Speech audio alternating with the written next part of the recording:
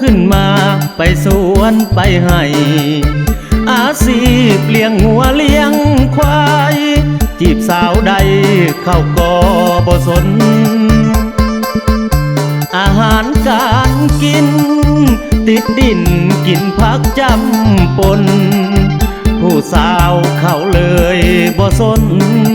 สายจนคือเฮานี่นาคนธรรมดาชีวิตเกิดมาบ่รู้ลาคือเพิ่นย้อนอายมันพอ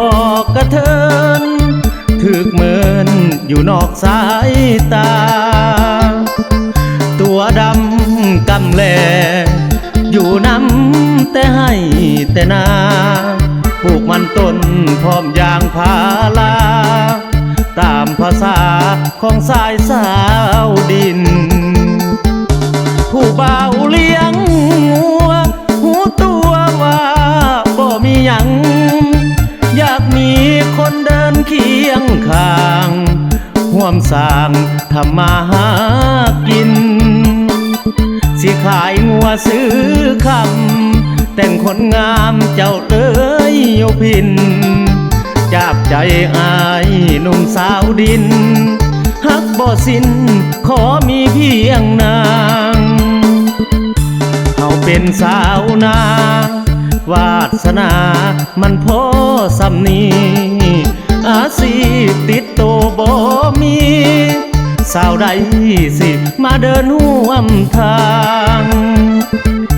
ผู้บ่าวบ้านหน้าที่การงานบ่มี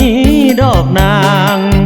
ถ้าหากสาวใดจริงจังสิขายงัวแต่งนางนั้นมาเป็นเมีย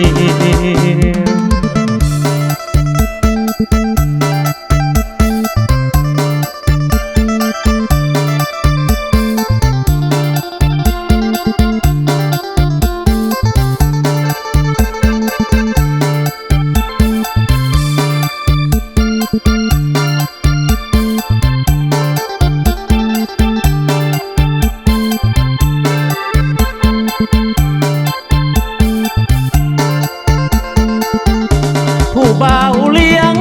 งัวหูตัวว่าบ่มีหยังอยากมีคนเดินเคียงข้างห่วมสร้างทำมาหากินสิขายงัวซื้อคำแต่งคนงามเจ้าเลยโยพินจับใจอายหนุ่มสาวดินฮักบ่สิ้นขอมีเพียงนางเขาเป็นสาวนาวาสนามันพอสำนีอาชีพติดโตบ่มีสาวใดสิมาเดินห่วมทางผู้บ่าวบ้านหน้าที่การงานบ่มีดอกนางถ้าหากสาวใดจริงจังสิขายงัวแต่งนางนั้นมาเป็น